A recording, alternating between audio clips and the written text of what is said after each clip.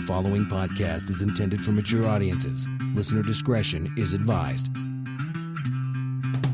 Nobody's listening, no. Nobody's listening, no. Nobody wants to hear them speak. Nobody's listening, no. Nobody's listening. Nobody wants to hear them speak. Nobody wants to hear them speak. Nobody wants to hear them speak.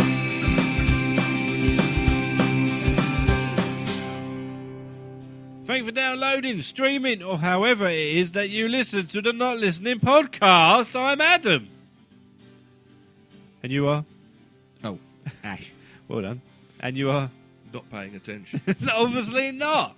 So welcome to the Not Listening podcast. It was voted number one podcast Called the Not Listening Podcast. called the Not Listening Yeah. podcast, hosted by Adam, Will and Ash, that goes out on notlisten.co.uk. Only just one though. Yeah. Answer when this comes second. So, yeah, you can give me a tweet at Barker Podcast, Not Listening Pod, or yeah, go to that website I just said, notlisten.co.uk, and check all the exciting stuff that is on there, just for you. But for now, audio goodness for your ears. Are you ready? Better than your nose. Let's just go, shall we? Hashtag not listening. Hello. I've forgotten what voice I'm doing. Who are you? My name is Michael Caine. Get out of... No, I'm taking over here. Hello, my name is Michael Caine, and I am here to give Ash and Adam another quiz about exciting movies and words of wisdom that have been said in said movies. Now, I'd like to tell you a bit about my career first. It's been fucking brilliant. Now, on to the quiz. A gold medal is a wonderful thing, but if you're not enough without one, now this is why I always attend careful rehearsals. But this is like a first script reading. But when I act in my films, I'm always a consummate professional. But now, this is just a practice run. So I'm going to say it again properly, as I would in my film.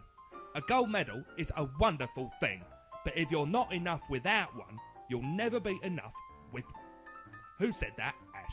And in what film? Do you know the answer? It's about gold medals. There's a clue in the quote.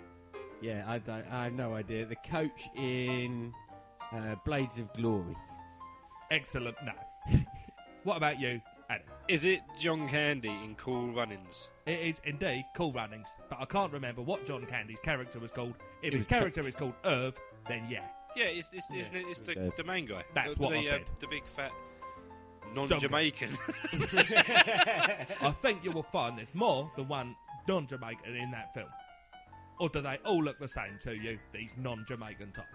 Alright, going down a very awkward route right now. Let's move on.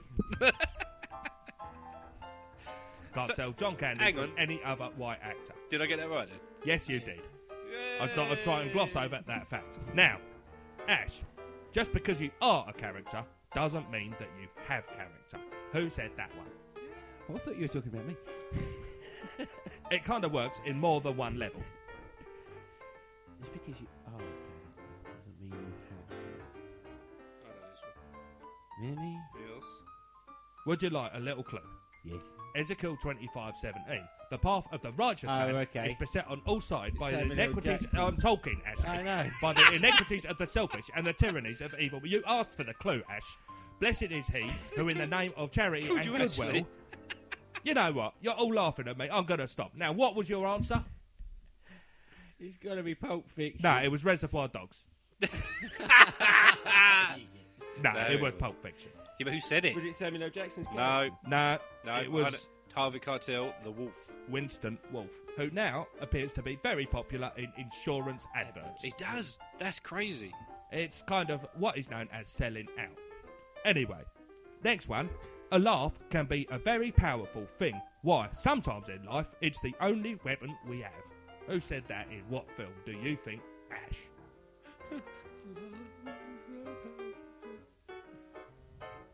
Oh, these silences work beautifully on podcasts. They certainly do. Yeah. Someone would think you I'm haven't having a done thought. about 150 episodes. I think Well, normally you two normally just talk over me anyway.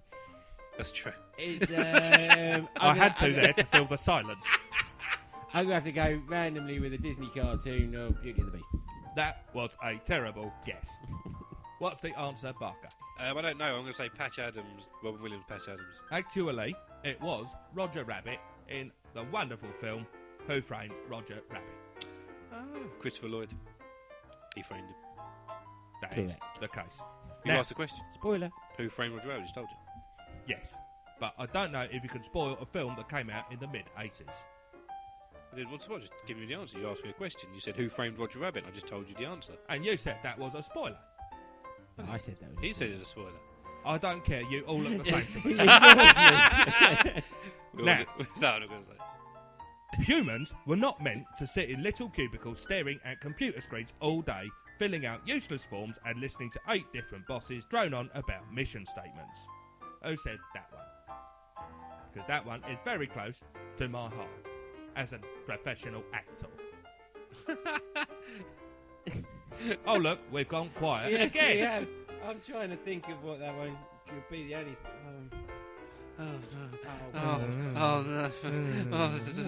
It's really hard. You're saying I've got to try and make Shall some we noise? do a little song? Yes. The wheels on the bus go round and round, Round and round, round and round. wheels on the bus. Go round, and they're the size of a tangerine. Size Now, of a Ash, what is the tangerine. answer to that quote? You're only supposed to answer the bloody question. Oh, sorry, did I just steal your phone? I don't know. I've got no idea. Ah, okay. What do you know? What the answer to that one is, Adam? Is think it? it Dilbert. Is it the guy from Office Space? It is Peter Gibbons from Office Space. Yes. Okay, and the final question, and we'll call this winner takes all because I couldn't be asked to keep the score. So, Ash, Fuck off. get to the chopper. Fuck off. Oh, look at That's his going to blank be face. Rambo. I have no idea.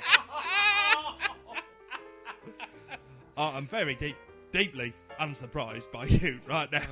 Adam, who said get to the chopper? Arnold Schwarzenegger's character in Predator. That's right. Anyway, Get I've to the been chopper. I've been Michael Caine. Goodbye.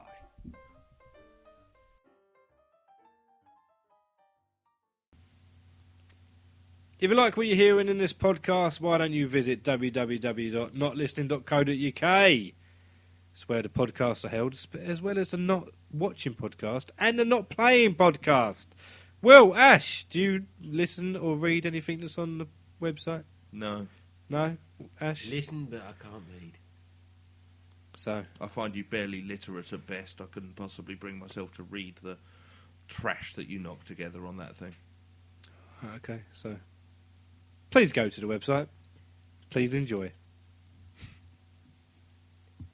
So what's the worst thing that actually happens? You know, you're going into the office for the day, even if you've got long hair. If your hair gets wet, what does that actually mean?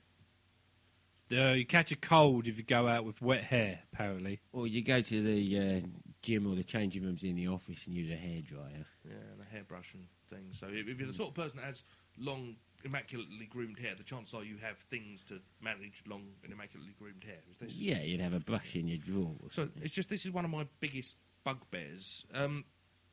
Is having wet hair worse than the guilt you will feel for gouging someone's eye out on your way to work? Now, that's why I have short hair. You haven't got any hair. No, you're right. Mine's almost entirely A gone. wet So, head. I may be slightly biased, and that's Yeah. why I like to understand the other side. Because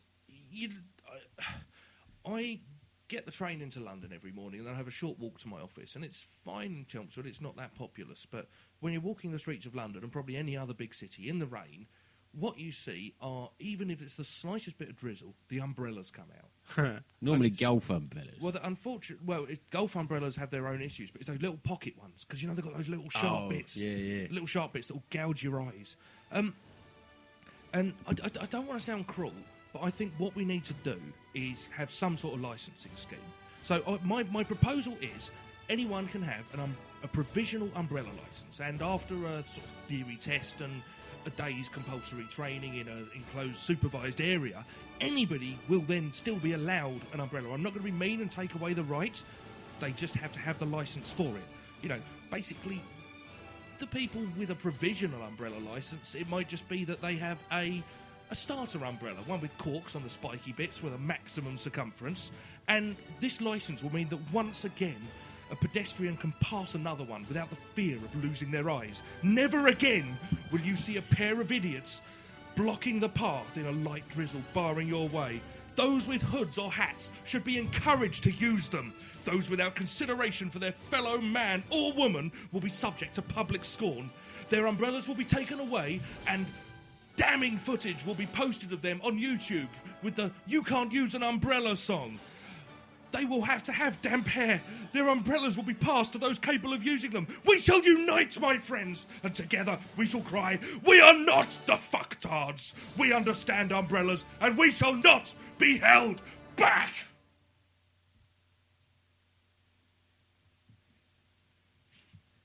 Ash, look how red he's gone. That was impressive. You done then? Done. Nobody's listening.